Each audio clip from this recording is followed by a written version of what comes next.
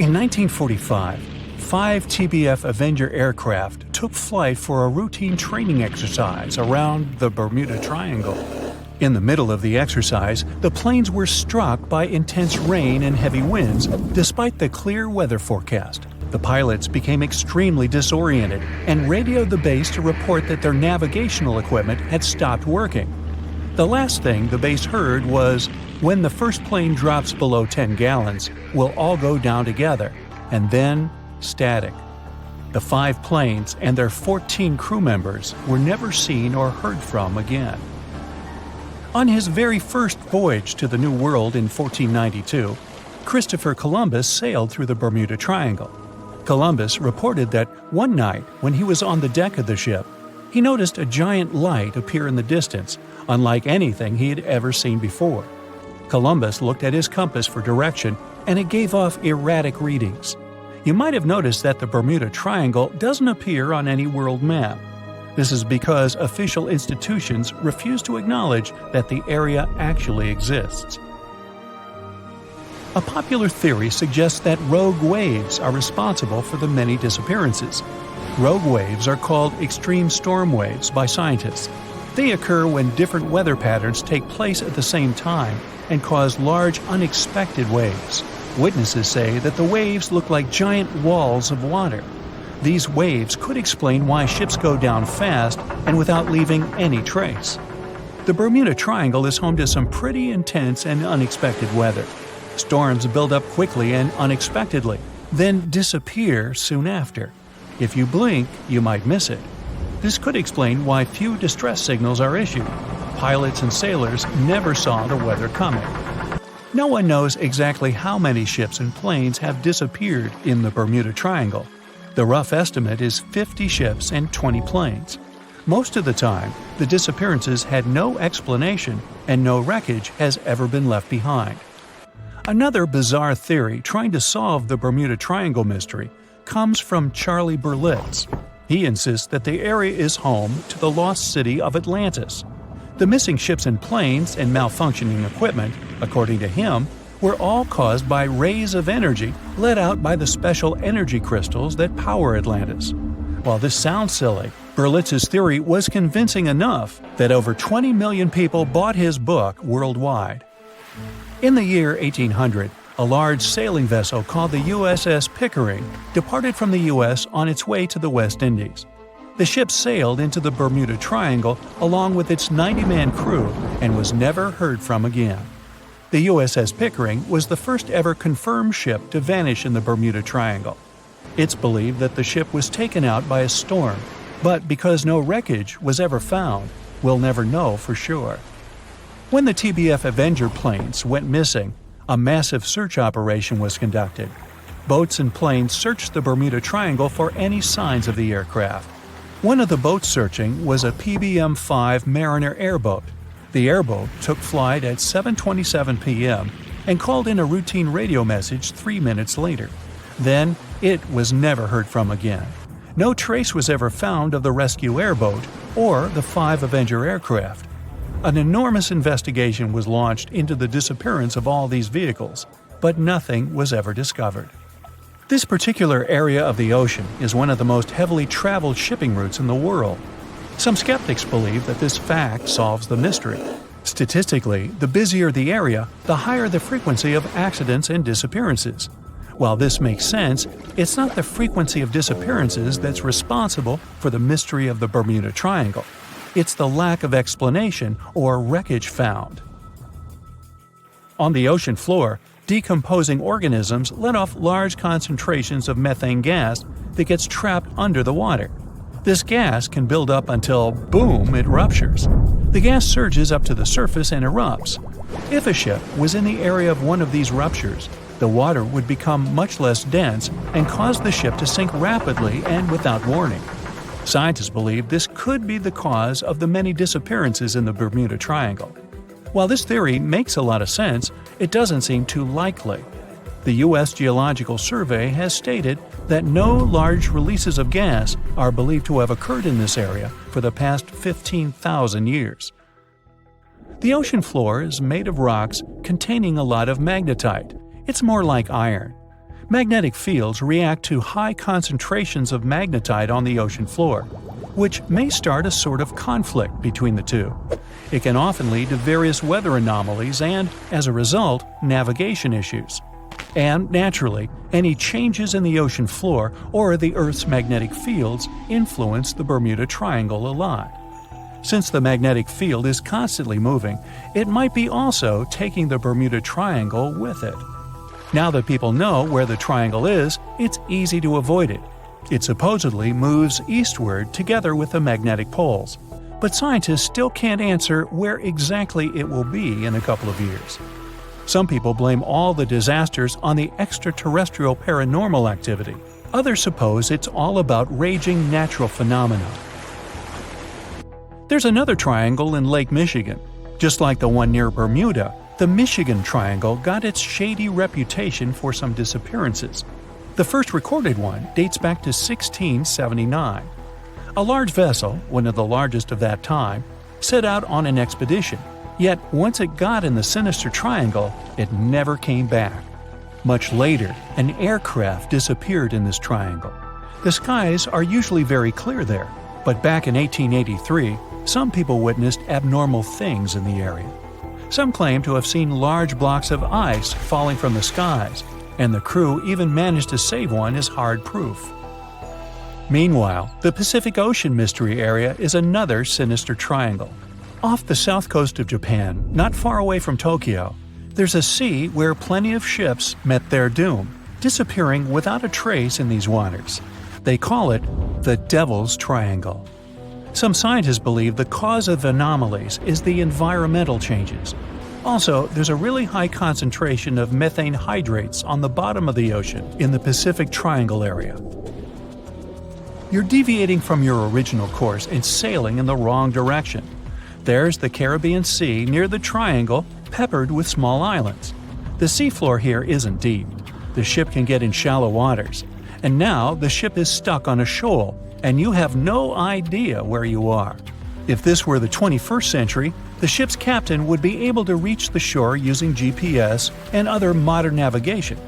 But the most interesting thing is that the compass would work correctly this time, since the magnetic North Pole hasn't already coincided with the true one for a long time in the territory of the Bermuda Triangle. The agonic line is somewhere far away from here. There are no problems with navigation now, but for some reason, this is where ships disappear. In fact, not just here. Throughout the Atlantic Ocean, there are places where many more ships were gone. The Bermuda Triangle is not even in the top 10 of such places. One of the main reasons why many ships are lost here is that one of the most popular shipping routes in the Atlantic passes through the Bermuda Triangle. And the more ships in one place, the more shipwrecks. Simple probability. Then, it just starts getting weird. Other theories say that there's a space-time rift in this region. Ships and planes fall into this rift and end up in the past or the future. But for some reason, there's not a single proof of this myth. There's no reason to think that the rift is hidden somewhere here. The base of an extraterrestrial civilization is located in the Bermuda Triangle. Visitors from other galaxies steal sea vessels along with the crew, so no one finds the wreckage of the ships. This is also a popular myth that has no scientific justification. The Kraken lives somewhere in the triangle. It's a huge squid that sinks ships and also is a legend that sailors tell each other. However, gigantic squids live in the depths of the ocean. They can grow to the size of half a train car, but no cases have ever been recorded where they sunk a large vessel. And in the area of the Bermuda Triangle, they have never ever been seen. People in the past didn't know about the existence of these creatures, so when they saw them for the first time, they described them as huge, terrible monsters. Giant squids are some of the most elusive creatures on Earth, and scientists had to use sonar equipment to find them. They don't like to leave the dark depths and are likely to be afraid of the sound of any ship. So, that should squash the squid as a suspect. It's 2018. You get up early in the morning to go ashore and catch some fish. You come to the spot you were yesterday, throw the hook into the sea, and wait. The float is twitching. You've caught some fish, but hey, hello? Why aren't you doing anything? Right now, you don't care about the fish. You're looking at something in the distance. You open your mouth in surprise since you see a huge ship stuck on a shoal. It wasn't here yesterday, so it got here at night. Okay, it'll probably sail away sooner or later. You fish for a few more hours. During this time, you observe the ship and notice no movement there. Is it empty? Boats and the coastal service are sailing from the shore to the vessel. You decide to check it out too. You get in your old boat and go there. The mist descends to the water, making the ship look creepy. The colossal vessel is rusty and empty. But where is the whole crew? And how did it get there? The Coast Guard comes on board. They search the hold, the cabins, and the upper deck. There's someone's stuff, some remnants of food supplies, notebooks, and clothes. Everything suggests the crew has disappeared for some reason. Fishers who noticed the vessel first didn't see anyone coming down from the board. No radio signals were sent to the port, and no one reported about the ship. It appeared here from nowhere. The only chance to get any information is to look at the number and name of the vessel. This is Sam Ratulangi, PB 1600. The Coast Guard checks the information, studies the data of all the country ships, and no way. One company built the boat in 2001 in Indonesia. People used it to transport heavy loads across the seas around Asia. The ship had been properly operating for 8 years. People were delivering industrial goods to different points in the region, but something went wrong.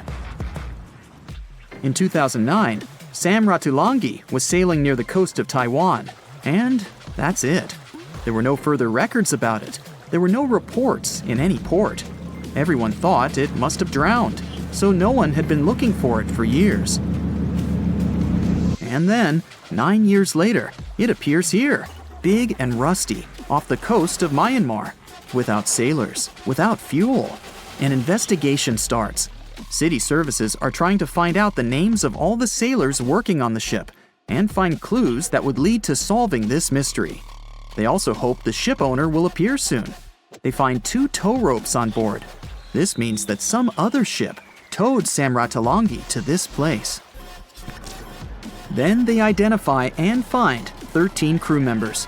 These people say they wanted to reach the factory in Bangladesh to repair Sam Ratulangi. Another vessel helped tow the ship, but then 2 cables tore off, and a storm began. No one wanted to stay on board during such weather, so the crew members left it. No one knows what the ship has been doing for the last 9 years, and how it was possible without people on board. And here's another, much more mysterious ship story. On February 16, 2020, locals found a large cargo ship stuck on a rocky shore off the coast of an Irish village. The boat looked rusty, with holes in the hull and rotten parts.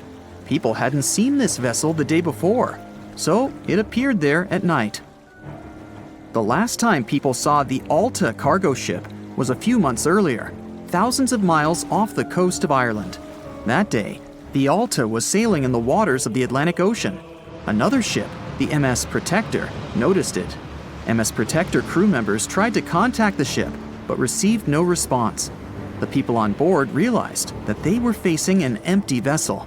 And then, 5 months later, it appeared near the coast of Ireland. There are more questions than answers in this story, but we managed to find something out.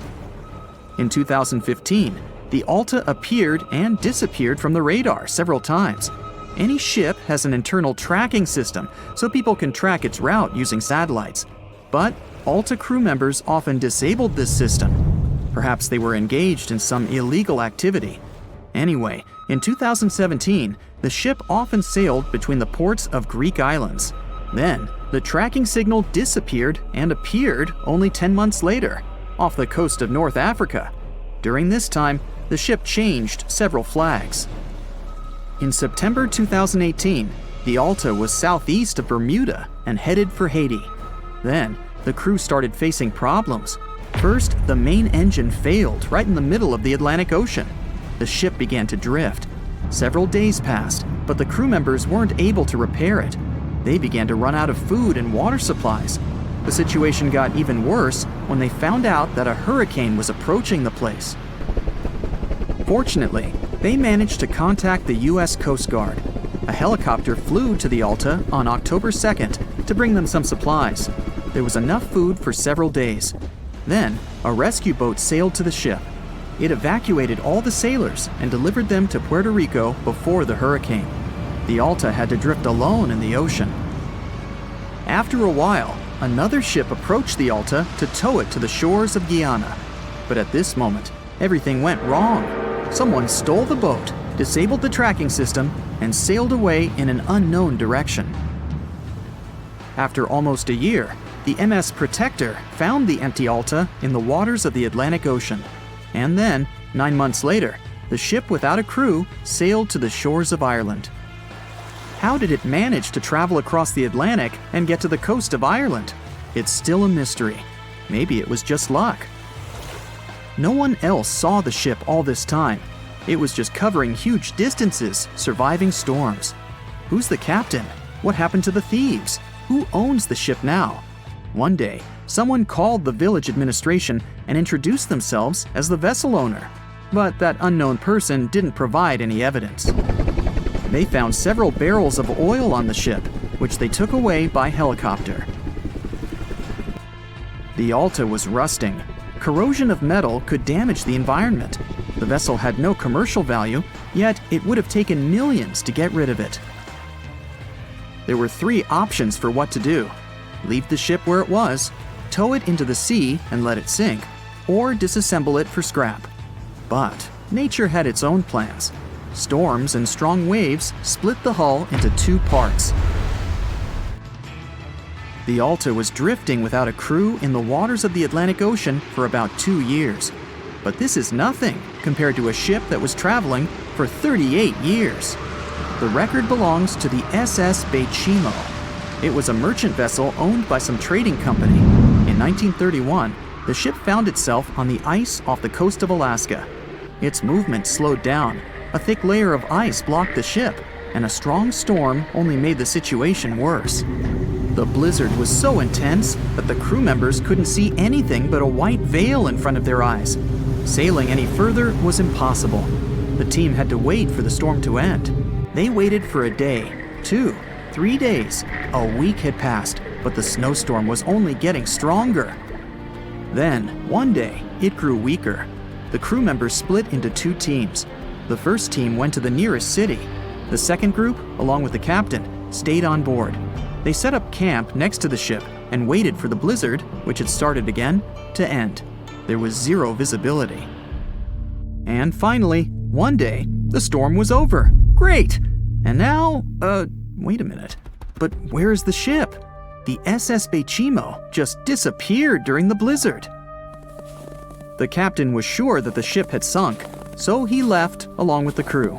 Then, a week later, they saw the vessel drifting near the area where they had lost it. The hull was damaged so severely that it was unsafe to sail on it. Repairing the ship would be pointless and expensive, so the captain decided to abandon it. He was sure that it would go underwater sooner or later, but it stayed afloat for the next few days, the next few months, and a few years.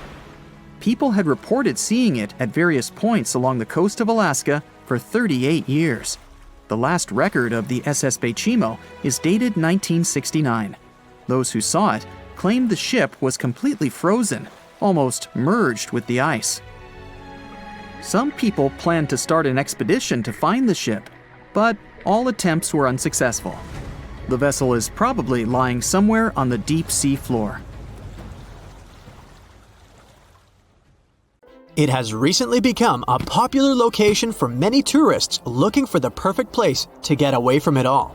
If you're lucky enough to catch a sunny day here, it's like no other, I can assure you. Chances are, you'll end up having loads of foggy days, but let's be honest, they have a special allure of their own. This enchanting smile-shaped island is called Sable Island. It's located 190 miles from mainland Nova Scotia. It wasn't accessible to the general public until 2013. That's when it was added to the list of National Parks of Canada. You can get here either by plane or by water. But what's so enchanting about this place anyway? There must be something since the yearly tourist count is growing every year. Firstly, there's a spectacular number of wild horses here. There are between 200 and 500 horses roaming free all over the island. There's also a large population of gray seals. The place is also the only breeding location of a rare bird species called the Ipswich sparrow. If you're already considering a trip here, there are some things you need to know first. Remember that fog I mentioned earlier? Well, it turns out that Sable Island is the foggiest place in the Canadian Maritimes. I'm talking about approximately 127 foggy days each year. During such days, Sable Island literally disappears underneath a thick layer of fog. You won't be able to explore the place on your own either. The local regulations state that visitors need to travel within a group, and they also need to keep a 197-foot distance from the wildlife they can encounter here. As charming as this place may be, it holds a dark secret hidden beneath the sandy dunes, and it has nothing to do with beautiful creatures living here or the island's unique vegetation. Apart from being known from its horses and seals, Sable Island is infamous for an overwhelming number of shipwrecks. Over the years, about 350 ships have ended their lives here, on these sandbars. When survivors described their experiences, they usually mentioned harsh weather conditions near this mysterious island. The island also made its way into literature when it was described in a book called The Perfect Storm, which was written by Sebastian Junger and published in 1997. The book was so successful that it was later adapted for the big screen in 2000, with George Clooney playing the leading role. The first recorded shipwreck near Sable Island dates back to 1583. The boat was named the HMS Delight and was under the command of British adventurer and explorer Sir Humphrey Gilbert. Only 17 people managed to survive the catastrophe by escaping in a small boat. Records mention that they spent 7 days at sea before reaching the shores of Newfoundland. In 1884, another vessel named the Nicosia struggled in the thick fog as well. The ship was completely destroyed, but fortunately, all 18 crew members managed to survive. The captain's son was almost lost at sea when a lifeboat capsized when he was climbing into it. He somehow managed to stay underneath the lifeboat, which was completely submerged. When this lifeboat righted, he eventually emerged from the water and was rescued for the second time. The years between 1947 and 1999 were relatively quiet on the island. In 1999, though, a yacht called the Merrimack ran aground near the shore of the island at about 2 a.m. on July 27th. The 40-foot fiberglass boat had a crew of only 3 people. Natural gas exploration workers, who were luckily not far away, rescued them.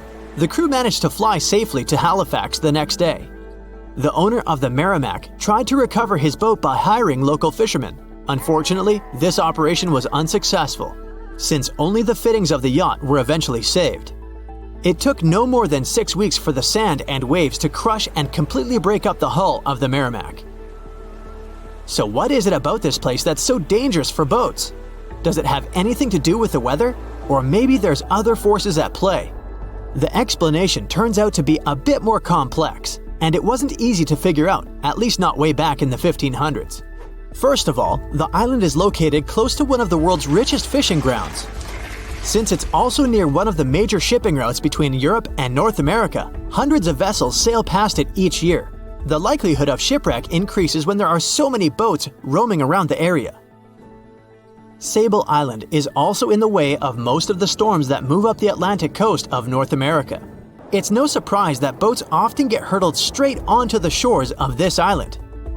The weather has a lot to do with it too. During the summer season, the warm air from the Gulf Stream creates a dense fog as it merges with the cool air by the Labrador Current that passes by the island. Other currents don't help the matter. Sable Island is next to the meeting point of 3 major ocean currents: the Gulf Stream, the Labrador Current, and the Belle Isle Current. Since the 1950s, radars and other modern navigation tools have been used on commercial vessels as well.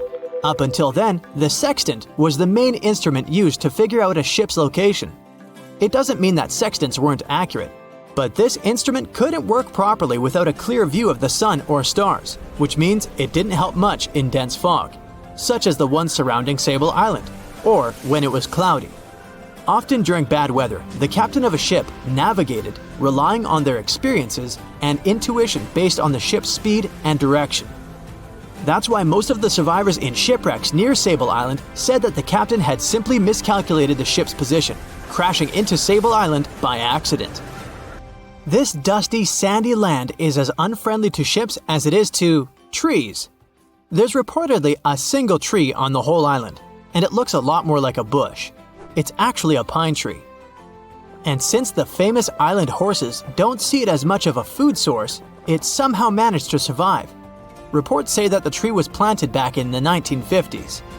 Local authorities were trying to grow a forest on the island to make it a bit more welcoming. They've planted tens of thousands of trees over the years, more than 69,000 evergreens, 600 fruit trees, and about 55 pounds of pine seeds, along with other plants which could survive the conditions on the island.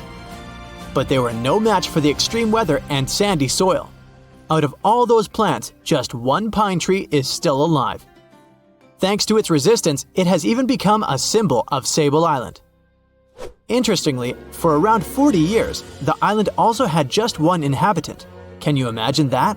One person living on a remote island for so many decades? It's the story of a woman called Zoe Lucas. She chose to surround herself with the only residents on the island: the horses, the gray seals, and the many species of birds. An esteemed naturalist, she mentioned in an interview she gave back in 2017 that she was used to living on the island and that she never got lonely. To survive here, she had to put together an essentials kit. It included a notebook to take notes and a pair of binoculars to study the wildlife. You can safely assume she wasn't scared of the intimidating surroundings, since she decided to eventually call this place home. At first, Zoe wanted to set up camp on one end of the island, near some abandoned buildings. But eventually, she settled in a wooden house near a bunch of sand dunes. A Canadian institution called the Meteorological Service of Canada put together the simple construction back in the 1940s. Parks Canada operates the building these days. Zoe's work included gathering as much data on the local horse population as possible. It could help scientists better understand how they managed to adapt to the unfriendly environment. She also helped gather the debris that made it to the shore to help track pollution levels. Among all the rubbish that she collected, there was a refrigerator and a crate full of fresh peppers. Some other specialists eventually started working rotating shifts on Sable Island to offer the brave woman a little bit of company now and then. Thick fog is rising over the ocean as the sun is slowly sinking towards the horizon. It's hard to see further away than a few dozen feet, but that's enough to notice a hulking, skeletal shape in the distance. As your ship approaches the figure, your heart beats faster, and then you make out the details of another vessel, abandoned by the looks of it. Ghost ships do exist, and their mysteries aren't always solved. Take MV Joyita, for example. It was a wooden vessel built in 1931 as a luxury yacht. It had served well to various people over 20 years before it was bought by a Samoan sailor and became a merchant ship. In 1955, though, Joyita's service came to an abrupt and mysterious end. On October 3rd, it set sail for another trading voyage that should have taken no more than 48 hours. Delays happen in the sea, so when Joyita didn't arrive on October 5th as scheduled, there was little worry yet. But then it failed to come on the following day too. There was no distress signal or any other sign of Joyita's presence anywhere between its departure and arrival points. A search and rescue party was dispatched to find the ship, and for 6 days, they were scouting the area of nearly 100,000 square miles. On October 12th, the mission returned to the base empty-handed. Joyita vanished without a trace. It was only a month later that another merchant ship, Tuvalu, noticed the missing vessel far away from its route, drifting in the open sea and listing heavily. The sailors boarded the ship and found that all of its crew and passengers, 25 people total, were missing, along with all the cargo the vessel had been carrying.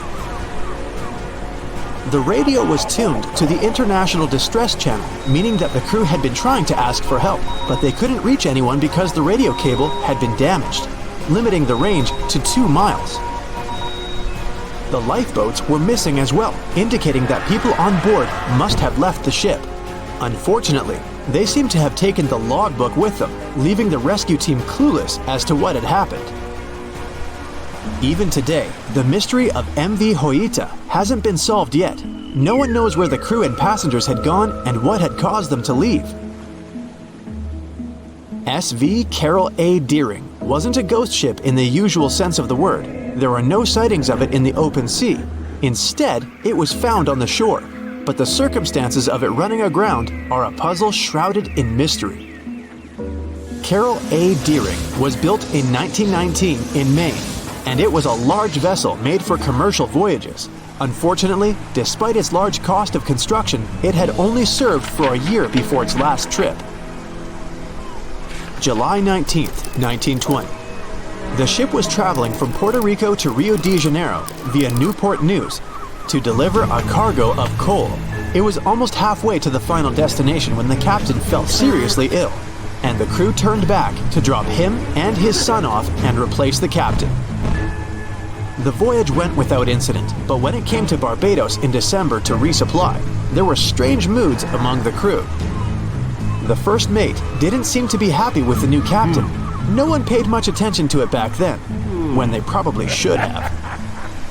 The last sighting of Carol A. Deering at sea was on January 28, 1921, when a lightship noticed it off the coast of North Carolina.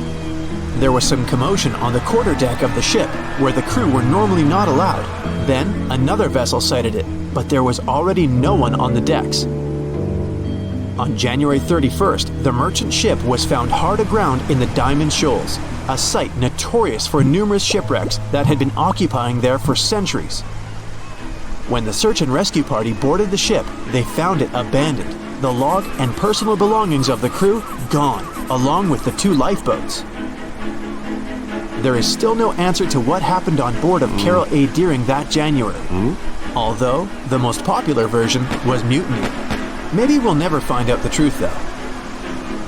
SS Baychimo is perhaps one of the most notable ghost ships in history. This large cargo steamer was built in 1914 in Sweden and plodded its way dutifully over 16 years, trading provisions for pelts with native tribes of Alaska and Canada. But then, on October 1st, 1931, Baychimo got caught in pack ice. At first, it seemed the crew would be able to wait it out and continue on their route because the ship broke free in a couple of days. But in less than a week, it became caught again, this time for good. In another week, a rescue party was sent to fetch 22 of the Baychimo's crew, while another 15 remained behind to wait through the winter if necessary and get the ship back. But a month later, after a powerful blizzard struck their camp, the sailors went out of their shelters only to find the ship gone. Luckily, a few days later, a native hunter told them Baychimo hadn't been lost yet. He'd seen it about 45 miles from where they had been stationed. They managed to track it down, but decided the ship wouldn't survive the winter, so they took the most valuable cargo from its hold and abandoned it. They were wrong though. SS Baychimo did survive that winter, and many more that followed. When the ice broke, it sailed away on its own, drifting listlessly along the shores of Canada and Alaska. There were numerous sightings of the ghost ship, sometimes adrift in the open sea, and at other times stuck in the pack ice again. People attempted to board and salvage it, but weather conditions or lack of equipment always prevented them. SS Baychimo was last sighted by native Alaskans in 1969, 38 years after its abandonment. What became of it later remains unknown. The story of SS Ourang Medan is one of the most puzzling and harrowing ghost ship stories of the 20th century. No one even knows for sure if the ship even existed in the first place. It wasn't recorded in Lloyd's Shipping, the International Register of Ships, which makes it either a tall tale or a vessel that avoided being officially recognized for some shady reasons. In any case, the accounts as to what happened to the Medan vary. According to most reports, it was carrying some unknown cargo in the Indonesian waters when a distress call was received by another ship in the vicinity. The officer on duty heard an SOS message, but its contents are different depending on the accounts. The message did not repeat, and the crew of Medan didn't answer to any attempts to contact it back. The ship that received the distress call hurried to the rescue, but they only reached the vessel the following day, when it was already drifting and slightly listing. When the rescuers boarded the ship, they found that none of the crew had survived. However, one lifeboat was missing, which implied that there was at least one crew member who managed to escape. What happened to the rest of the people on board remains a mystery to this day. Still, there are no hard facts about this story, so we might never find out whether SS Ourang Medan was actually a ship and not a thing of fiction. SV Zebrina was a 3-mast sailing barge built in 1873 for river trade ships in South America. She served for well over 4 decades, proving to be a sturdy and reliable ship. It was later transferred to Europe, where it continued serving its purpose well. But then, in October 1917, Zebrina set sail on a regular voyage only to be found ashore several days later. Mysteriously, although the ship was perfectly intact, the entire crew of 5 and the captain were gone. There is no direct evidence or hard facts as to what really happened that day. The most convincing theory is that the crew were washed away from the deck because of an underwater explosion. And then the ship sailed ahead without them, but the truth, as always, remains unknown. The food on the tables in the cruise ship's dining room seems freshly made. It looks like everyone just picked up and left. You panic and run outside to the main deck. There are plenty of slippers and sandals lying around, but no people around. You bend over the railing and see that the cruise ship is still moving. There's not a single staff member in sight. Your first guess is that they've all gathered somewhere for some reason, so you make your way to the captain. You walk through the long and maze-like corridors before you reach the control room. The door is wide open and someone has set the ship to cruise control. Some scenarios play out in your head. Scenario number 1 is that while you were asleep, everyone else woke up and decided to pull a prank on you, so they must be hiding somewhere on the ship. When you freak out because no one is around, they'll pop out of nowhere and surprise you with an awesome party and cake. The second scenario you come up with is that while everyone was enjoying their cruise, the ship accidentally entered the 4th dimension with everyone, including the animals on board. But then, why did they leave you behind? The third possible scenario is that everyone found a better cruise ship nearby and decided to abandon the ship for a better one. They just forgot to tell you. But why did they leave their stuff behind and their food half-eaten? You try to figure out what the controls mean, but it's just a bunch of random gizmos and flickering lights. There is no pop-up manual to study, but there is pretty fast Wi-Fi. You start your laptop and do a quick search on what some of these things mean. You quickly figure out that the ship is in safety mode and has automatic sensors to detect when the water gets too rough. You open up social media and try to contact some people, but your phone doesn't have a connection. Only the laptop, which is connected via cable, works. There's a radio to contact the mainland. You ring in, but no one's answering. Suddenly, your notifications pop up. You look at photos of your friends on vacation or back home. But they're not there. Only the backdrop with no one in there. Everyone has officially disappeared, except you. You try one last time to contact the rest of the world, but nobody is answering. You check out some of the cruise details and find out that the ship will need around 11 days until you reach the nearest dock. After looking at the map, you see a small remote island that's only 4 days' trip away. The cruise ship travels around 20 knots, which is around 23 miles an hour. Meanwhile, you discover the ship and enter some of the fancy places. The ads on TV just show an empty backdrop of the cruise ship without people, which makes it look quite lonely. On a 7-day cruise, a large ship can use over 9,000 pounds of lettuce and 45,000 pounds of eggs. In general, there are 2,000 steaks and 1,000 baked potatoes consumed per day on a cruise with more than 1,000 people. There is so much food and ingredients on the ship that you can technically last for years. You reach the receptionist desk and talk over the intercom radio to make official announcements. Hello? Hello? Just a sound of crickets. Okay, if this is some kind of prank, it's not funny. You can come out now. I'm going to the underdeck for some snacks." You wait for an answer, but no one is coming. You decide to go to the lower decks of the ship, but before you head down, you check out the ice skating rink with no one there. You slip on some ice skating shoes and go for a little spin. It feels good with no one to bother you or tell you what to do. After that, you check out the game room and play some arcade games. You use the coins from the counter and play for hours. The sun begins to set, so you decide to have a refreshing drink and enjoy the view. You sit on the top deck where only the VIPs are allowed and grab the biggest sunbed to lay on. It's so quiet that you can hear the ocean waves. You fall asleep there and wake up the next morning because of the bright sun. You walk around trying to see what to do. You grab a golf club and start swinging. You get the balls into the ocean and keep playing until you get bored. You realize that you got sidetracked with the activities and want to go to the lower decks of the ship. You check out the staff-only entry with a pass that you found lying around. You start descending to the bottom. It's getting darker. The power isn't working, so you grab a flashlight and look through the rooms. Crew members usually live in a dorm-style room with shared bunk beds. They have a common area for eating staff meals and have access to other recreational activities. The kitchens that serve the main restaurants are also located in the bottom areas.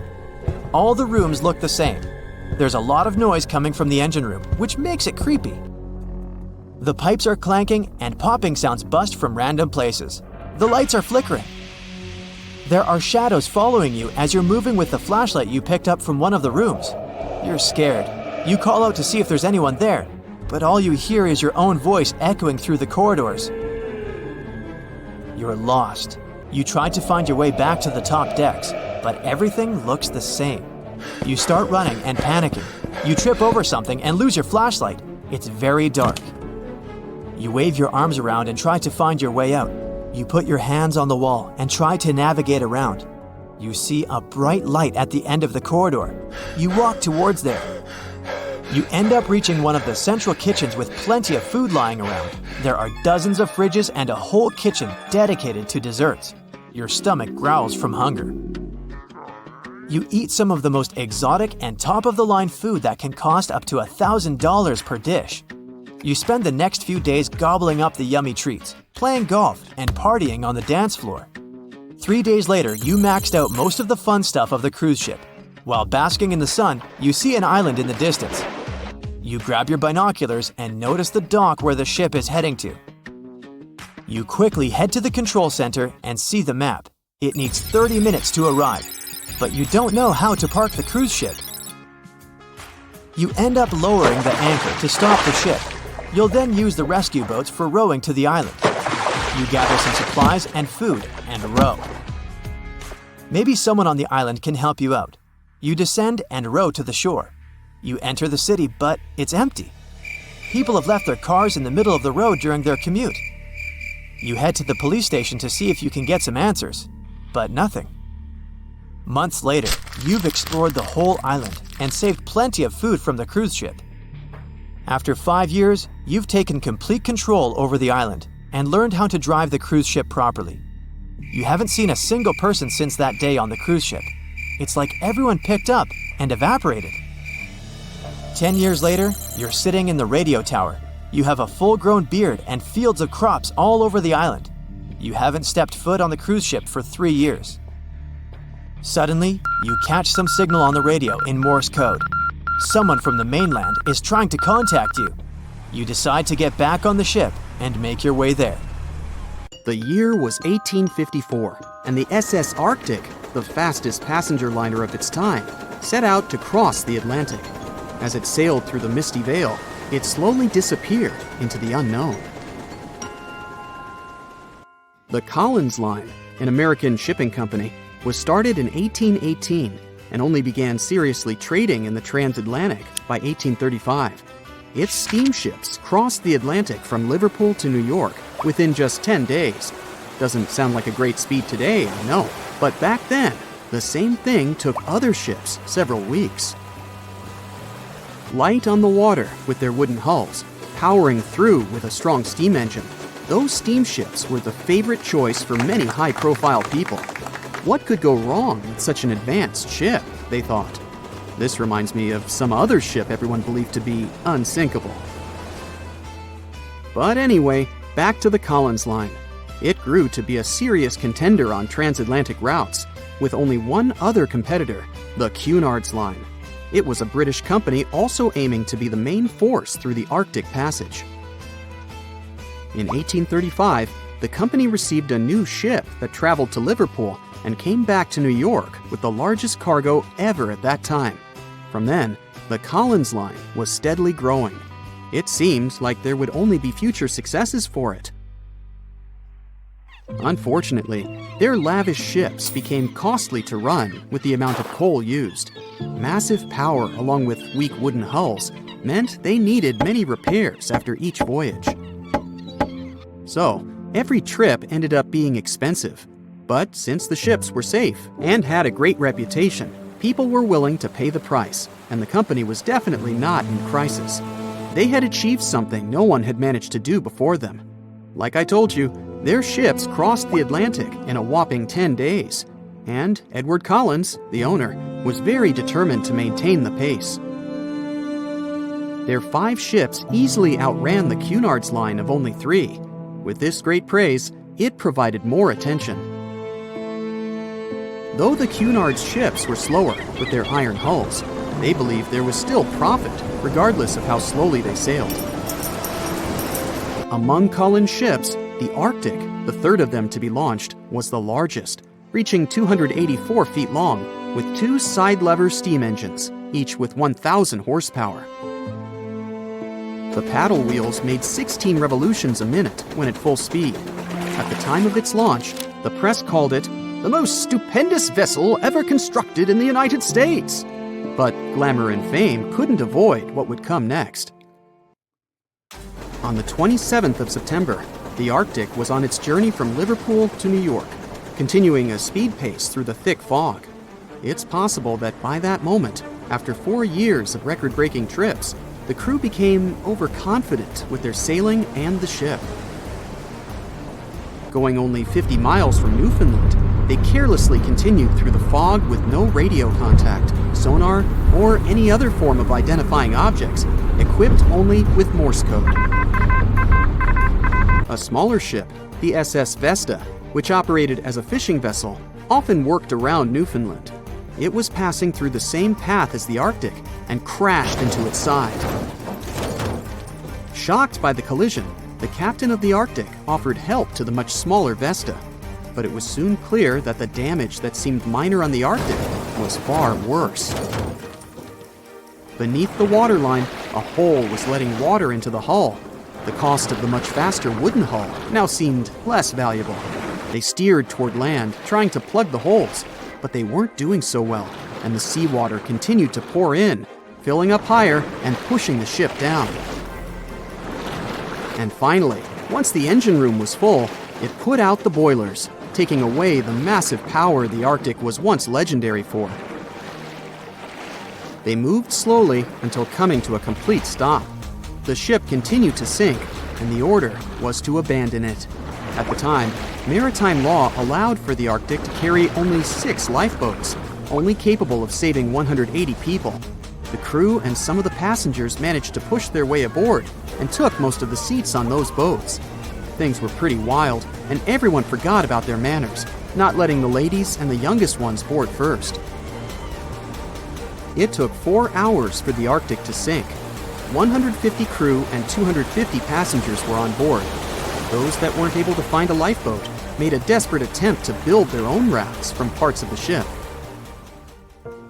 2 days later, only 3 boats made it safely to the shore. The other 3 were never found. Believe it or not, the rescue party also saved some people that had been clinging to the wreckage for 2 days. Unlike the crew, the captain went down with the Arctic, but amazingly survived. He would be only one of 85 people that made it out of the 400 on board. When the news arrived 2 weeks later, the public responded with great sadness to the losses. Great anger soon followed towards the poor safety measures in the crew.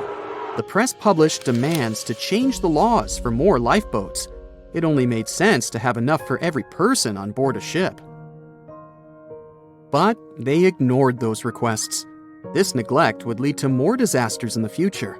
Enough lifeboats would only come into maritime law some 60 years later, after the disaster of the Titanic.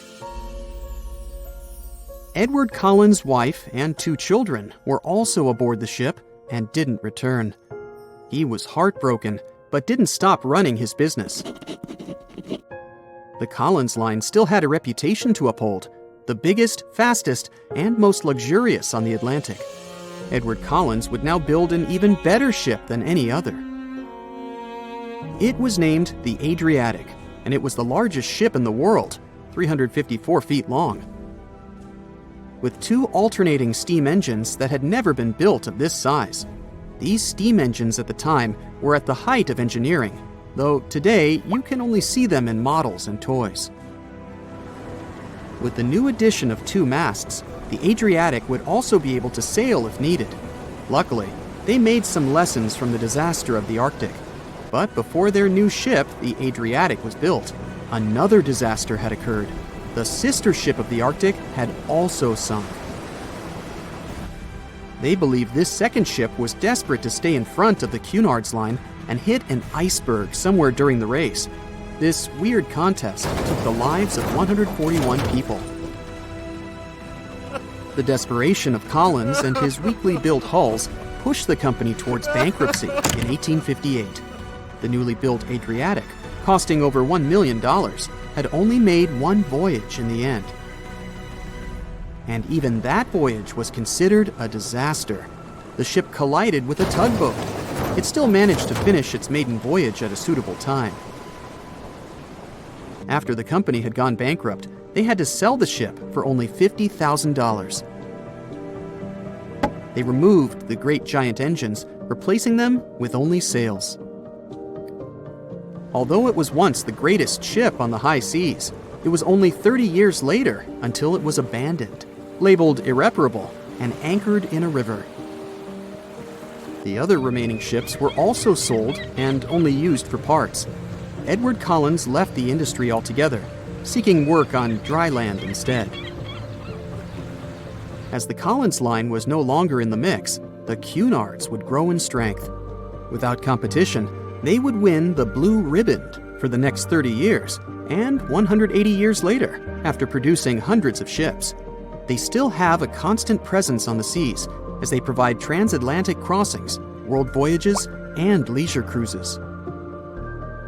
To this day, the Cunard Line is the only one to run ships between Europe and America, and it's great proof that it's not always the fastest that's the best. They say nothing is ever lost, and it's true. Let's discover ships frozen in time. The first one is truly fascinating. Here, the Antikythera shipwreck. It's a Greek trading ship from the 1st century BCE. It's located on the east side of the Greek island of Antikythera and at the merging point of the Aegean and Mediterranean seas. Around 2,000 years later, in 1900, a group of Greek sponge divers discovered the wreck. They were going to Tunisia, yet they were forced to find shelter from a storm on a nearby island. Since they couldn't go anywhere due to the storm, they decided to look for sponges until the weather got calmer. One of the divers discovered the shipwreck at depths of around 130 feet. Imagine someone going for a sponge hunt, but getting out to the surface with archaeological treasures. The captain of the sponge boat talked to the Greek officials about what they had found. The officials sent 2 ships to the wreckage. The salvage operation was successful, and discoveries are now in Greece's National Archaeological Museum in Athens. The findings included 3 life-sized marble horses, jewelry, coins, and hundreds of works of art, including a 7-foot-tall Colossus statue of Hercules. Among these treasures, Antikythera ephebe, a bronze statue of a young man, caught more attention. Because the ephebe doesn't comply with any familiar iconographic model, and there are no known copies of his type, he held a spherical object in his hand. Scholars have different theories of who that person could be, but they are not in a consensus yet. More than 70 years later, Jacques-Yves Cousteau and his team went to the area and recovered hundreds more artifacts and the remains of 4 people. Interestingly, they discovered a complex set of interlocking gears, capable of predicting the movement of the sun, moon, and several planets. The mechanism can also show the times of solar and lunar eclipses years into the future. Think of this Antikythera mechanism as an early computer calendar, to plan significant events like agricultural activities, religious rituals, and Olympic Games. These artifacts found in the Antikythera wreckage are some of the most important findings in modern archaeology.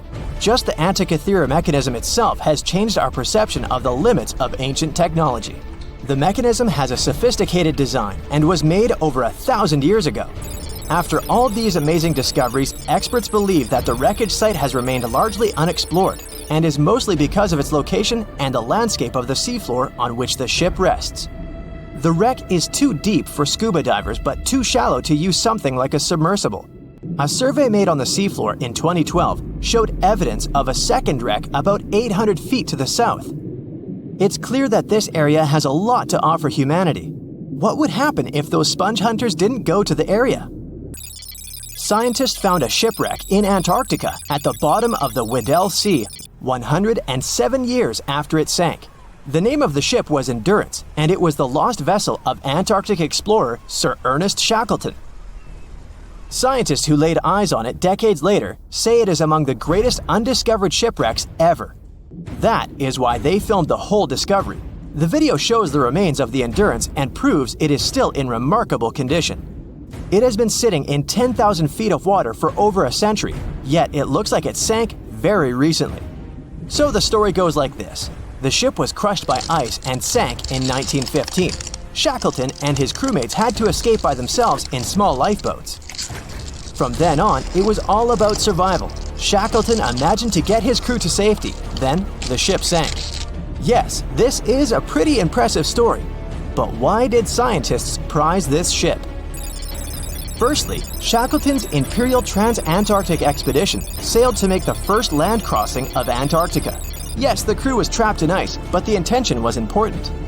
Secondly, it's about the challenge itself of finding the shipwreck. The Weddell Sea is almost always covered in thick sea ice. The same ice that made the Endurance sink. Getting near the presumed sinking location is super hard, let alone being able to conduct research.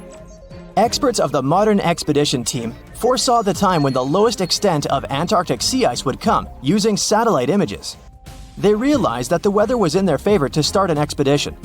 Dr. John Shears said that they have successfully completed the world's most difficult shipwreck search, fighting against constantly shifting sea ice, blizzards, and temperatures decreasing to -0.4 degrees Fahrenheit. Yeesh, I can't imagine the worst conditions in Antarctica if these conditions are in their favor. Lastly, look at this. It's timbers. They're very much intact. Plus, you can read the ship's name. It's still visible. Marine archaeologist Menson Bound says that this is the finest wooden shipwreck he has ever discovered. He has 50 years of career experience, so I believe the guy. So how come the wood is not rotten? Dr. Michelle Taylor, a deep-sea polar biologist, said that there has been little wood deterioration because the wood-munching animals are not in this forest-free region of Antarctica. Workers of a coal mine in East Serbia discovered 3 shipwrecks that had been there for at least 1,300 years. The largest shipwreck is an ancient Roman fleet. It's around 50 feet long with a flat bottom. It's estimated that the ship could carry a crew of 30 to 35 people. Looking at its hull, you can see the marks of repairs. Wow, this one had a lengthy career. It gives us insight into more than 1,000 years ago.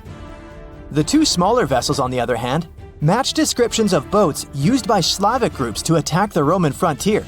These 2 have been discovered under mud and clay in an ancient riverbed. Apparently, in those times, there was a Roman base in a place called Viminacium City. Interestingly, Viminacium was a provincial capital with an estimated 40,000 inhabitants in the 4th century CE. For comparison, it was even larger than Pompeii. The Kostelach coal mine is a center of hidden gems. Archaeologists had found evidence of ancient human and animal activity here before. For instance, in 2012, experts found bones of at least 5 woolly mammoths, which went extinct about 10,000 years ago. Canadian archaeologists found a ship 150 years after it went missing in the Canadian Arctic waters. This merchant ship is called HMS Investigator. It was purchased in 1848 to search for the explorer Sir John Franklin's ship that got lost in the Northwest Passage expedition. So, HMS Investigator left Britain in 1850 for this rescue operation. The expedition crew, captained by Robert McClure, sailed the Investigator into the water. He realized that he was in the final leg of the Northwest Passage, the sea route across North America. But before he could sail into the Beaufort Sea, the 122-ton ship itself got stuck in the thick ice. The crew spent the winter over the Prince of Wales Strait. The following summer, McClure tried again to sail to the end of the passage, but the ice blocked his way once more. Here, too, the crew was forced to leave the ship. He steered the crew into the Bay of Mercy. There, they were to remain until 1853, when the crew of the HMS Resolute rescued them. Imagine a crew of 60 people who had to spend 3 winters in the Arctic without even knowing if they would survive. Later on, the ship was found sitting upright in about 36 feet of water. It was in very good condition. Arctic water has prevented the outer deck of the vessel from deteriorating quickly. The outline of the ship and its timber can be clearly seen.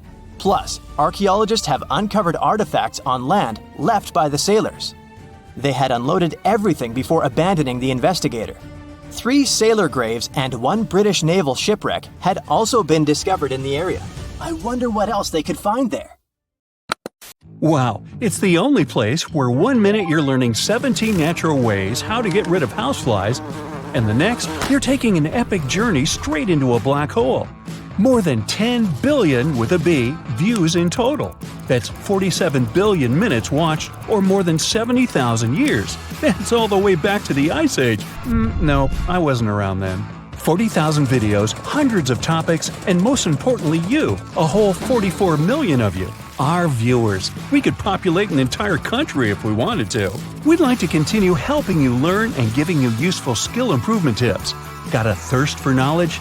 We've prepared 4 masterclasses on creating a 2D character animation from scratch, 10 hours of video lessons, practical tasks using professional software, and additional materials that you can use with your own projects. Get the full course now and create your own animated masterpiece. No matter what happens, don't stop! We almost got it! 2 treasure seekers are digging frozen ground in a cornfield at night. It's raining hard, lightning is flashing, but these 2 guys keep working. And now the shovel hits something solid. No way! A treasure chest!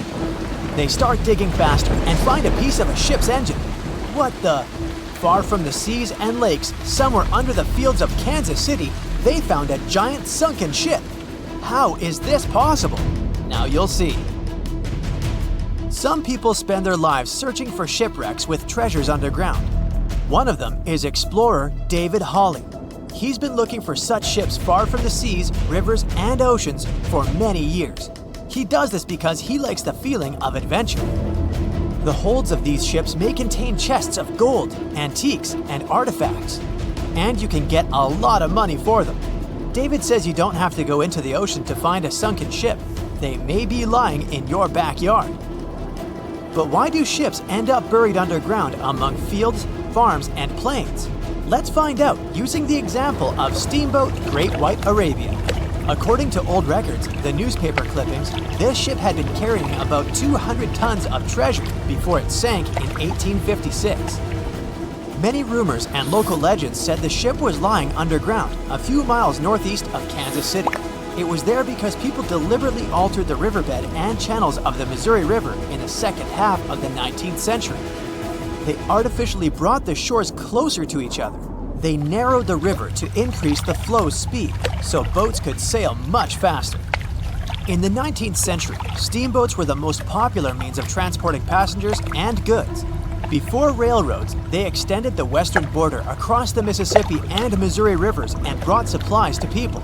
That's why it was so important to increase the speed of their movement. So, on September 5th, 1856, Arabia was sailing along such an estuary. It came across a snag sticking out of the water. A piece of log quickly flooded the ship. Fortunately, all passengers were evacuated. But the steamer and its precious cargo reached the silt bottom of the Missouri River in a few minutes. Several years had passed. Everyone forgot about the vessel. During this time, the course of the Missouri River had changed. But Arabia remained under the wet, muddy bottom. The soil level above it was getting higher, and the ground was losing moisture. Eventually, many decades later, a cornfield formed above the sunken ship. In the 1980s, one farmer owned this area, and he had no idea what was hidden in his territory. David Hawley carefully studied the history of the sunken ships of the USA. He knew that hundreds of steamers had gone underwater all over Missouri, but most of all, he was interested in Arabia, as there were rumors that it was filled with gold and other valuable things. The territory of cornfields in Kansas was vast, but David Hawley knew how to search properly. In 1987, he started working, first together with his brother and father. They collected all the clippings from old newspapers they could find. They were looking not only for information about the steamer, but also for maps of the Missouri River. They tracked its historical changes, checked the dates, and identified a large area where the steamer sank. Next, they used electromagnetic testing and other geological stuff to study the soil and find the right place. They searched for differences in ground moisture and density. Then, they went through the territory with powerful metal detectors. And so, by the fall of 1988, they had determined the location of the steamer. Arabia was the size of a football field. This gigantic vessel lay 45 feet underground, 4 stories down. But before they started excavating, they had to ask the owner of the cornfield for permission. For the farmer, this news was a big surprise. He agreed on the condition that the excavations would be completed by spring so that he could sow a new crop. Digging a giant ship in winter is much more difficult and expensive than at other times. It includes additional equipment, electricity, and heating costs. The team worked day and night. They financed the excavations out of their own pocket.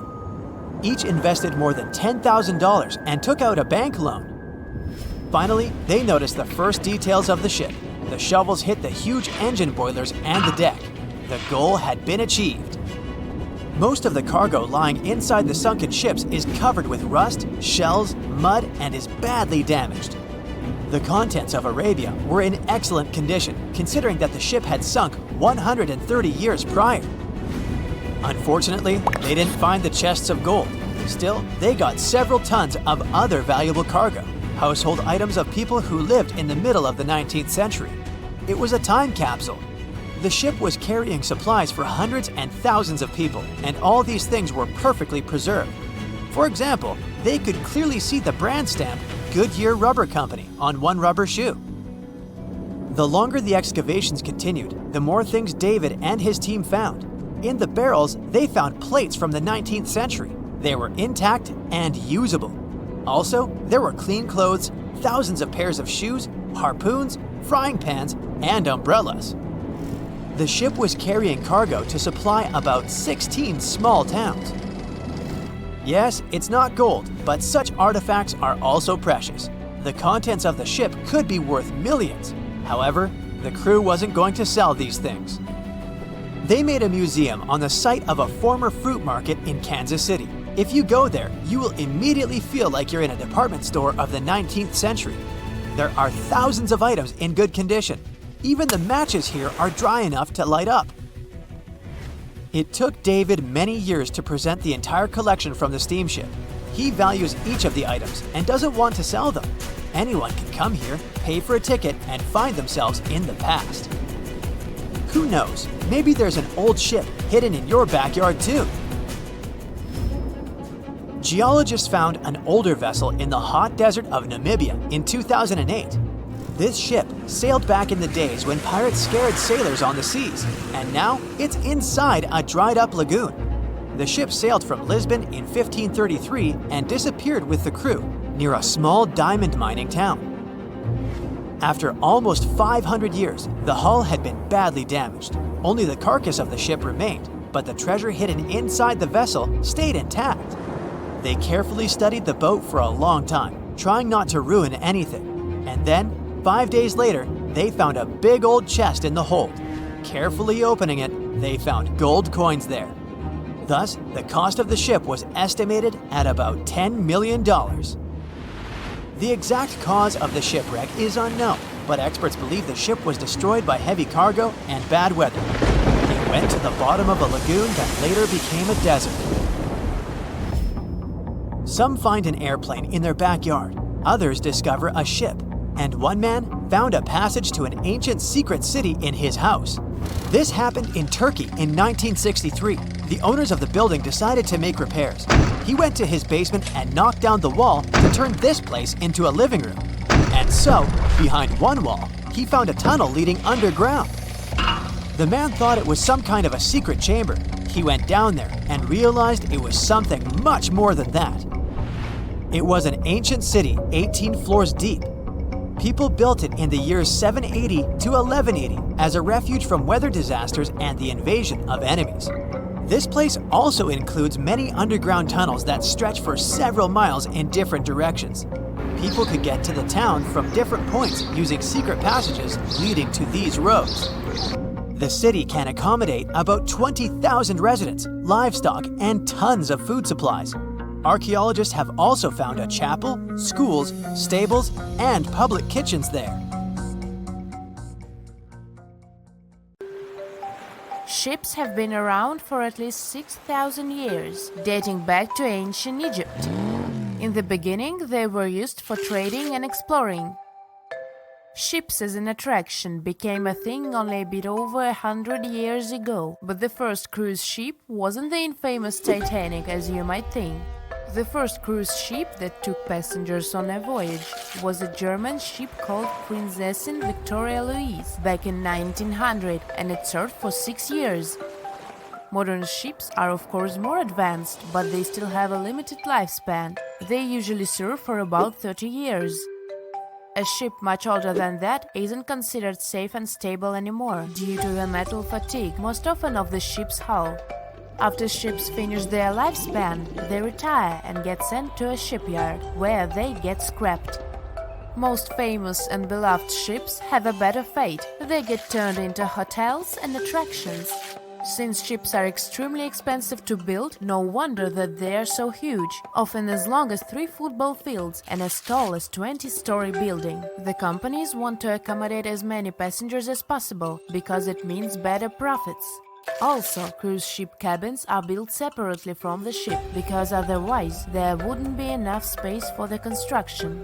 They're added to the vessel already in the shipyard, where the ship is put together.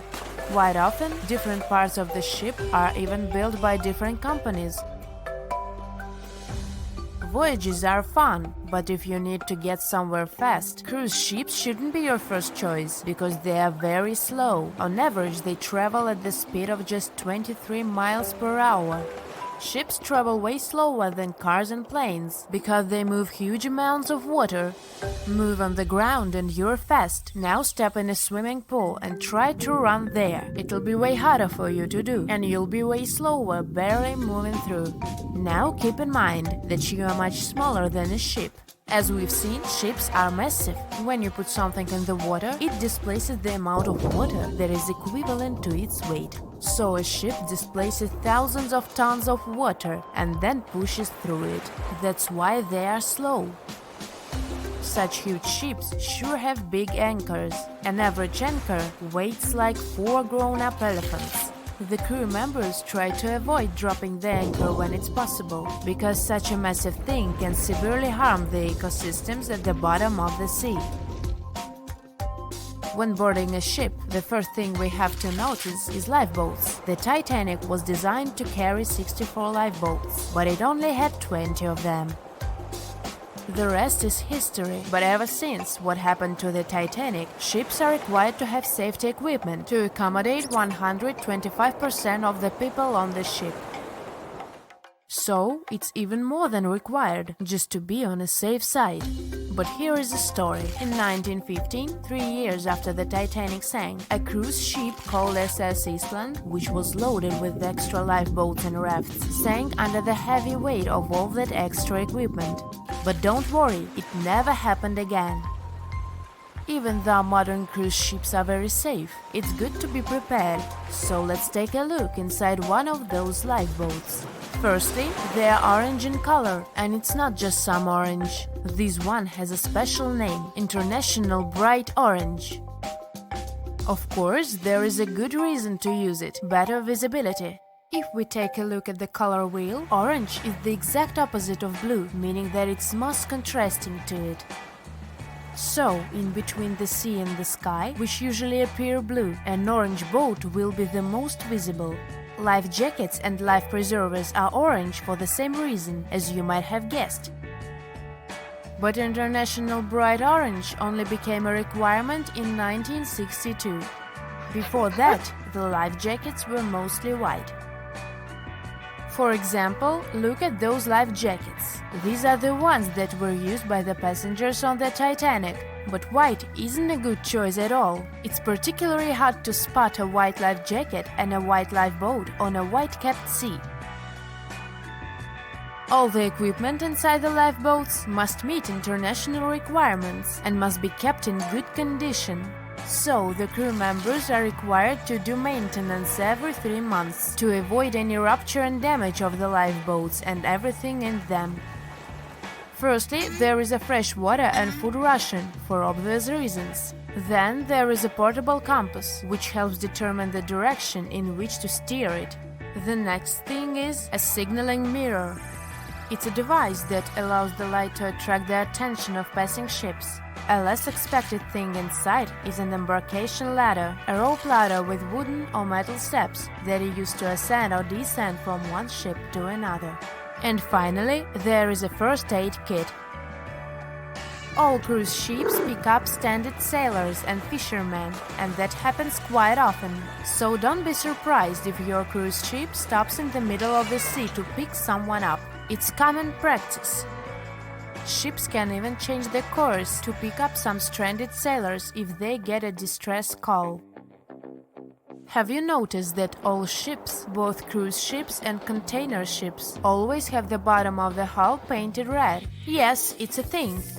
In early times, when ships were mostly made of wood, sailors were painting the hulls with copper paint, because it was protecting the vessel from wood-eating worms, barnacles, and seaweed.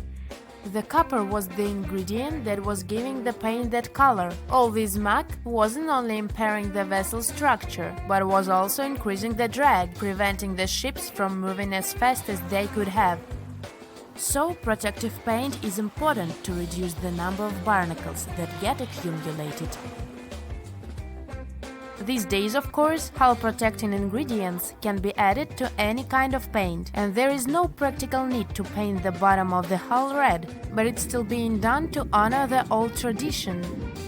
Still, even the most modern paint doesn't allow to completely avoid the growth of barnacles on the hull. Also, most ports don't even allow you to scrape those off the hull once you dock. That's because the ships that arrive from faraway waters can bring along non-native species of seaweed and other organisms which can severely harm the local ecosystem. Crew members sleep in that lower part of the ship, the underwater one. It's called a B-deck, and there are dorm-style rooms in the hull just for the crew members. Also, you might have noticed that there are numbers painted vertically on the side of the hull. The red background helps them stand out more, which is important since those numbers are crucial. They help you understand how much load the ship is carrying. The more weight there is on board, the lower in the water the vessel will sit. If you watched movies about pirates or heard sailors talk, you might have noticed that the ships are referred to as she and often have female names. It is an old tradition to consider a ship as a female figure, most often a mother or a female deity that is guiding and protecting the crew. It is also believed that the name of the ship brings good luck to the ship, as well as to the crew and the passengers. People who spend their lives in the sea have many superstitions regarding boats. Finding a cat aboard is considered good luck, even if the cat is black. They are very handy because they hunt mice, therefore keeping the ship clean and safe. But bananas aboard is a no-no. It's especially common among fishermen. They believe that if there are bananas in the boat, the fish won't.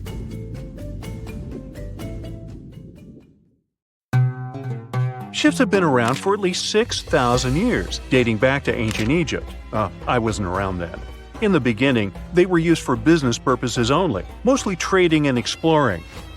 Ships as an attraction only became a thing a bit over 100 years ago. You might think it was the infamous Titanic, but you'd be wrong. The first cruise ship that took passengers on a voyage was a German ship called Prinzessin Victoria Luisa. It was launched in 1900 and served for 6 years. Of course, now they are more advanced and last longer, around 30 years. After that use-by date, it's no longer safe to travel due to metal fatigue, most often of the ship's hull. So, since ships don't have too long of a lifespan, it makes sense to build them big. I mean big, so they can accommodate as many passengers as possible. Your average cruise ship is 1,000 feet in length, or approximately 3 times as big as a football field. They're also tall enough to require elevators. They're also filled with different facilities, like restaurants, pools, and many other fun activities. Right now, the biggest cruise ship in the world is called Wonder of the Seas. It's 1,187 feet long, has 18 decks, and can host almost 7,000 non-crew passengers.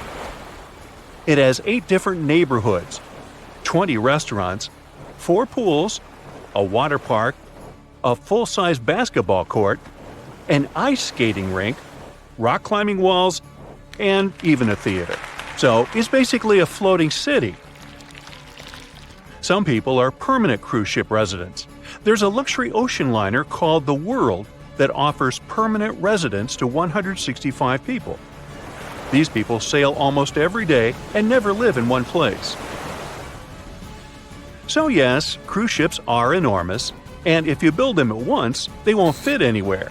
So the ship is constructed part by part, prefab, often by different companies. Cruise cabins are built separately, and then they're added to the ship at the shipyard. Such huge ships sure have big anchors. An average anchor weighs like 4 grown elephants. The crew members try to avoid dropping the anchor when possible because such a massive thing can severely harm the ecosystems at the bottom of the sea. With around 2,000 cabins on average, it's impossible to ensure that every cabin has a window for the voyagers to observe the sea. So cruise ships found a solution. Interior cabins that don't have windows have virtual balconies that transmit real-life images from the outside of the ship, depending on where your cabin is located. Even if you get a cabin with a virtual balcony, you still have better accommodations than the crew members. They reside in a so-called B deck, which is located in the lower part of the ship below the waterline. There are dorm-style rooms with a bunch of bunk beds and lockers. Also, crew members have a secret language, code words that they use to exchange information without the passengers knowing. For example, the word Alpha or star code signals a medical emergency. And Bravo, Bravo, Bravo means a fire on the ship. By the way, there's a bunch of stuff you aren't allowed to take on board because of potential threats. Those include candles, clothes irons, travel steamers, and hot plates. Basically, it's anything that produces flame or heat, with the only exception of curling irons and hair straighteners. Yeah, I never leave home without mine. Since people live on board for weeks, and often the ships spend days in the open sea, you can imagine that a lot of waste is produced every day from the thousands of passengers and crew the ship is hosting. So, where does it all go? Well, dumping trash in the sea or ocean is illegal. So, the ship engineers devised a system. On a particular crew-only deck of a ship, there's a recycling station where all the waste goes from everywhere around the ship. Everything that can be recycled, paper, aluminum cans, all types of glass, and plastic bottles are collected, separated, crushed, and stored until the ship docks at a port and can send the stack to a recycling station. As for the food waste, all kitchens on board have a suction drain, which takes the food to one big pipe, which takes all of it to a hydroprocessor. The processor crushes the food into small pieces and then burns it. Now, the cruising capital of the world is Miami, Florida. Having 5 ports, Florida is the place where most cruise ships depart. Voyages are fun, but if you need to get somewhere fast, Cruise ships shouldn't be your first choice because they're slow. On average, they travel at the speed of 20 knots, which is just 23 miles per hour. Ships travel much slower than cars and planes because they move huge amounts of water. For instance, when you run on the ground, you're fast. No, really, I've seen you. Now step in a swimming pool and try to run there. It'll be way harder for you to do, and you'll be way slower, barely moving through. Now keep in mind that you're much smaller than a ship. As we've seen, ships are big boys. When you put something in the water, it displaces the amount of water that is equivalent to its weight. So, a ship displaces thousands of tons of water and then pushes through it, creating such a drag. That's why they're slow. Still, in a year, cruise ships sail around the equivalent of 3 times around the planet. Apparently, the passengers are there to enjoy the ride and not so much the velocity. Obviously, such ships need a boatload of fuel. And not just one, several types are required. Heavy fuel oil is used for the main engines, marine diesel is needed for smaller engines and lifeboats, and there's also marine gas oil for the turbines. Every day, each cruise ship burns, on average, 150 tons of fuel and releases exhaust equal to 1 million cars combined. So there are often regulations regarding how pure each type of fuel must be. In most parts of the world, ships can only use fuel that contains no more than 0.5% of sulfur, a component that highly contributes to air pollution. In other countries, the fuel must be even purer, containing only 0.1% of sulfur. The cleaner the fuel, the more expensive it is. So ships often change from one fuel grade to another, depending on the area the ship is sailing in. So, where do ships get so much of the stuff? Apparently, there are floating filling stations, so-called product tankers. They carry different grades of fuel and deliver it to the ship, connecting to the ship's fuel tanks and pumping the proper grade of oil into the section where it's needed. All cruise ships pick up stranded sailors and fishermen, and that happens quite often. So don't be surprised if your cruise ship stops in the middle of the sea to pick someone up. It's a common practice. Ships can even change course to pick up some stranded sailors if they get a distress call. But what happens if you, a passenger, falls over? You clumsy oaf. Hey, just kidding. Ships have sensors that should notice the accident and send a distress signal, but witnesses are still important. The person will be saved way faster. So, if you ever see someone falling overboard, here's what to do. Throw them a life ring, point at them and scream, "A person overboard!" and get someone to tell the ship's bridge. If no one is around, do everything it takes to get some attention. You can call the ship's emergency number or even activate one of the alarms. Afterward, it's up to the crew to do the rescue operation. By the way, crew members have a code phrase for a person overboard too. It's Oscar, Oscar, Oscar. And that's not for Oscar Mayer. It's a code unique to the Royal Caribbean Cruise Lines. Ever since What Happened to the Titanic, remember the Oscar-winning movie? Every cruise ship is obligated to have safety equipment to accommodate 125% of the people on board. So you shouldn't be scared of history repeating itself, especially in the warm tropic islands. After around 30 years, when a ship has served its time, it retires and gets sent to a shipyard where it gets scrapped. Many famous and beloved ships enjoy a better fate. They get turned into hotels and attractions. Yes, it's good to be the queen. Have you ever wondered how containers on a cargo ship remain intact throughout the whole journey? Let me answer this question and tell you about other cool ship facts. Meet Unsinkable Sam. Sam's goal was to prove the saying, "Cats have 9 lives." This animal survived 3 ships sinking. He was originally named Oscar, but got nicknamed Unsinkable Sam. You probably get why. The first time the ship he was traveling on sank, Oscar was found by the crew of another ship when he was floating on board. He remained on that ship for a couple of months, but then the vessel also sank in 1941. The cat was then saved by another ship. The crew there had heard the story of the animal and called him Unsinkable Sam. His marine journey ended when the crew sent him back to the UK. The story checks out, but some people question whether it's true.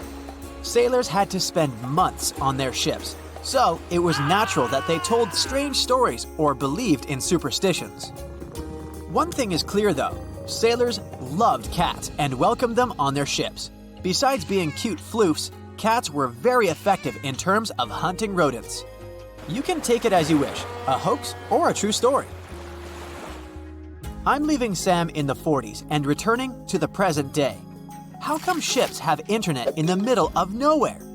Since there are no towers or cables around, satellite connection steps in. Satellite services provide direct internet connection via hardware installed on the ship. This hardware is a must. It's not as cheap as our home Wi-Fi. The installation charges for the entire ship's internet are around $600. And the price of the hardware depends on such things as the size of the ship and how much internet it's going to use. This is not the only option. Wireless devices are also popular, yet they can access the internet only when they're close to ports or other places where networks are available. The Titanic was a giant luxurious hotel for some of its passengers. You may have heard that it had lots of amenities you could use, even its own newspaper. Yep, it was called the Atlantic Daily Bulletin. It was published on the ship. The paper had news articles, advertisements, and the latest stock prices. It also mentions daily menus, horse racing results, and society gossip. Where ships get fuel is also a good question. There aren't fuel stations floating in the ocean. Bunkering is the answer. Ships use different kinds of oil for different purposes. Bunkering is loading fuel onto a ship. This process takes place at ports. The storage and provision of the ship fuels can be made by tankers.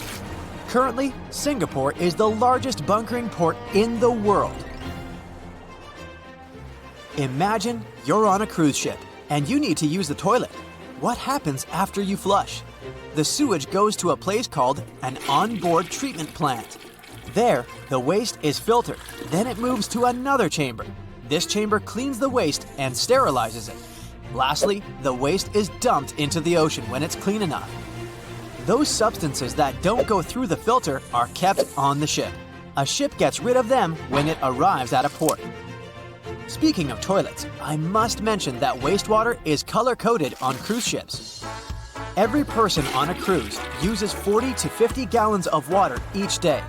That's why there might be too much wastewater. So, over the years, some solutions have been found to reduce this amount. Water is coded as black and gray. Black water goes from toilets, and gray water comes from the laundry, showers, kitchens, etc.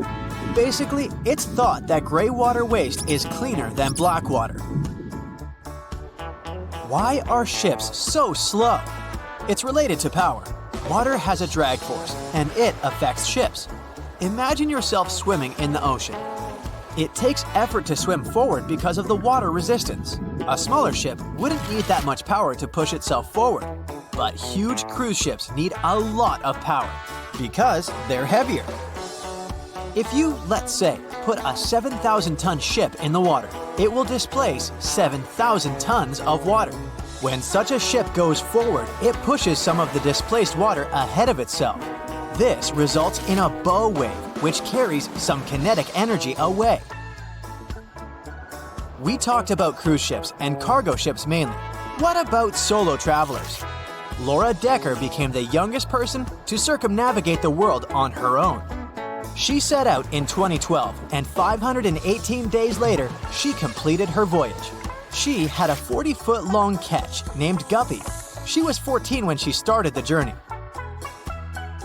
You can think of loading containers on a cargo ship as playing Tetris, but you can't start over when the game is over. That would cost you thousands of dollars. Anyway, the logic is the same. The first layer should be strong enough to support the rest. The bottom containers, or first tier, if you want to sound more like a pro, are secured with twist locks. This is an automatic locking mechanism to keep the upper-level containers locked.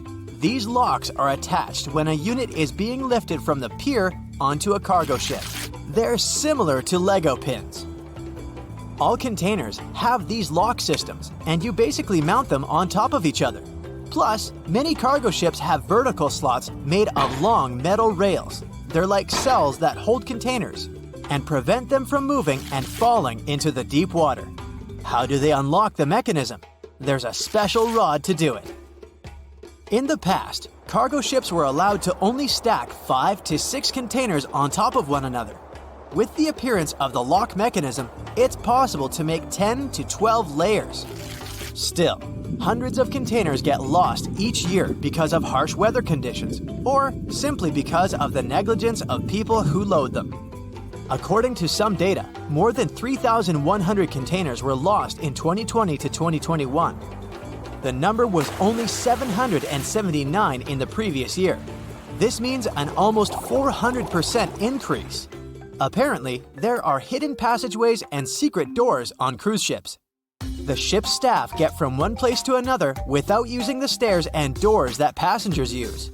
There's a network of corridors and stairs all around the ship only the crew members know about. These secret doors can blend in with the walls. This way, they become undetected by those who don't know there's a door there. Gigantic cruise ships are basically floating pieces of metal. The walls of the cruise ship cabins are magnetic. That's why, when on a cruise, you can buy travel-themed fridge magnets and use them to decorate your cabin. The Seawise Giant is the largest ship in history. It was built between 1974 and 1979. Its length was greater than the height of the Eiffel Tower. The vessel sunk in 1988, but was later retrieved and put into service. What about the smallest ship in the world? Researchers in the Netherlands have built the world's smallest vessel. It's about 1/100th of an inch long. To put it in perspective, this is about 1/3 the width of a strand of your hair. They built it with the help of a 3D printer. Do you know that some people have residences on ships? Yes, sounds like a dream, if you like the water, of course. Residents permanently live on a ship as it travels the world. MS The World is an example of a private residential cruise ship. The residents can live on board as the liner travels to exotic destinations. They can stay there full-time or come back periodically during the year. Since the UK is an island nation, things it imports have to be delivered by sea or by cargo planes. The number might surprise you. 90% of everything they buy arrives at their ports by sea. Do you know any other cool marine facts? Comment below.